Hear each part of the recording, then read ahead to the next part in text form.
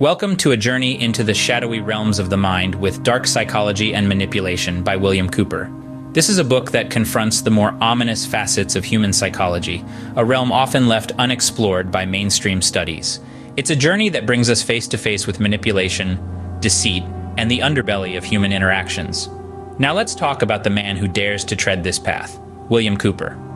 A seasoned psychologist, Cooper has spent many years studying and understanding the human mind. His fascination with the darker aspects of psychology led him to write this compelling book. He believes that understanding these aspects can equip us better to navigate through life's complex social interactions. His writing, both enlightening and thought-provoking, challenges us to look beyond the surface and acknowledge the darker side of our psyche.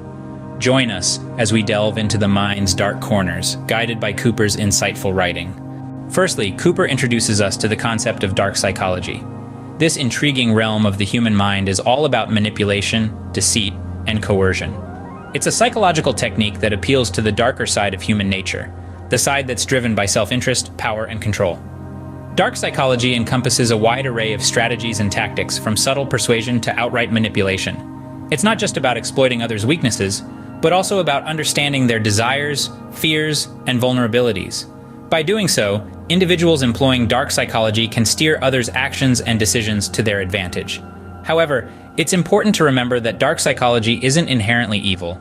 It's merely a tool, and like any tool, it can be used for good or ill.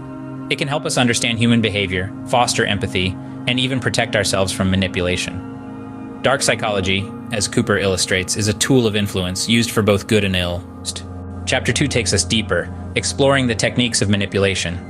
William Cooper lays out a chilling roadmap of how manipulators operate, using techniques that might be more common than we'd like to think. First up is gaslighting, an insidious tactic where the manipulator sows seeds of doubt in a person's mind, making them question their own memory, perception, or sanity. It's a slow-burning technique, often used to gain more power and control. Next, we delve into the realm of deception. This involves the manipulator deliberately providing false information to make others do what they want. It's a game of smoke and mirrors, where truth and lies blur, leaving the victim confused and vulnerable. Lastly, we touch on emotional exploitation. This technique is particularly pernicious as it plays on our most basic human feelings. The manipulator leverages the victim's emotions, using them as a tool to bend their will. It's a low blow, using someone's feelings against them. Cooper paints a vivid picture of these techniques, showing us how they can be woven into everyday interactions. It's a sobering thought, reminding us that manipulation isn't always obvious. These techniques, Cooper warns, are often used subtly, slipping beneath our defenses. In Chapter 3, Cooper arms us with defense mechanisms against manipulation. This is where we learn to fight back, not with fists or fiery words, but with something far more potent, our minds. Cooper first emphasizes the importance of awareness.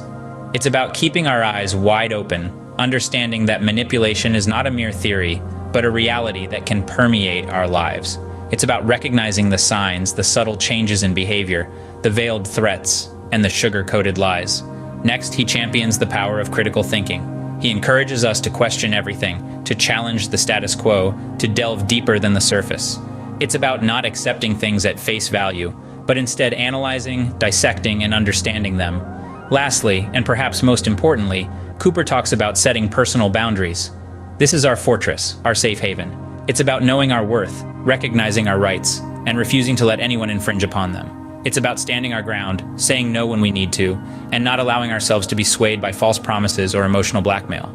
These defenses, awareness, critical thinking, and setting personal boundaries are our shields in this battle against manipulation. With these defenses, Cooper assures us, we can guard against the manipulative tactics of dark psychology. Chapter 4 navigates the ethical considerations of dark psychology.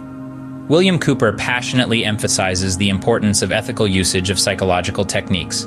He paints a vivid picture of the potential harm that could befall anyone if these techniques are used irresponsibly. We're in a world where information is a powerful tool, and knowing how to manipulate someone's psychology can be likened to wielding a double-edged sword. It can be a force for good, helping individuals overcome their fears, build confidence, and enhance their relationships.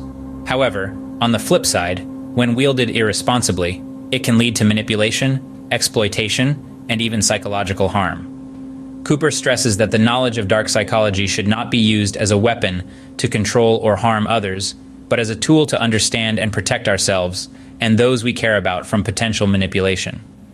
As Cooper reminds us, with great power comes great responsibility. To cap it off, let's revisit the key takeaways from dark psychology and manipulation.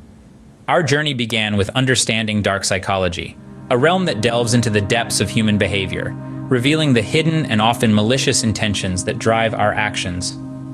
We then navigated through the labyrinth of manipulation techniques. We learned that these are not just the tools of villains in movies, but are employed in our everyday lives, by advertisers, politicians, and sometimes even those closest to us. The key is to recognize these techniques, to decipher the veiled intentions behind seemingly innocent interactions. Next, we turned our attention towards defense mechanisms, a critical armor in our psychological toolkit. These mechanisms help us shield ourselves from manipulation and the darker aspects of psychology. They are our silent bodyguards, working tirelessly in the background to protect our mental and emotional well-being. As we moved forward, we delved into the ethical considerations surrounding dark psychology and manipulation. It's a thin line between use and abuse of such knowledge. Hence, it's crucial to remember that understanding these concepts is meant to empower us, not to exploit others. In essence, dark psychology and manipulation is a mirror held up to the darker corners of our psychological landscape. It reveals what lurks in the shadows, but also hands us the torch to navigate this darkness. It's a call to arm ourselves with knowledge, to understand the concealed motives that drive human behavior, and to use this understanding ethically and responsibly. Through this journey, we've learned not just about the darker aspects of psychology, but also about ourselves. We've learned to recognize manipulation, to defend against it, and to use our newfound knowledge responsibly. In doing so, we've gained a deeper understanding of the human mind, its capacities, its vulnerabilities, and the ethical implications of wielding such knowledge. In the end, Cooper's book serves as both a warning and a guide, illuminating the darker aspects of our psychology and teaching us how to navigate them.